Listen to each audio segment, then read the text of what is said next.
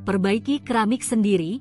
Nasib Pevita Pierce usai dinikahi konglomerat Malaysia. Resmi jadi istri konglomerat Malaysia bernama Mirzan Meer, Pevita Pierce menjalankan kehidupan yang benar-benar baru. Satu di antaranya, ia mengaku pernah memperbaiki keramik kamar mandi tanpa bantuan pihak lain. Biasanya, pekerjaan seperti membenarkan kamar mandi dilakukan oleh seorang pria, tetapi Pevita Pierce mengaku kini bisa melakukannya.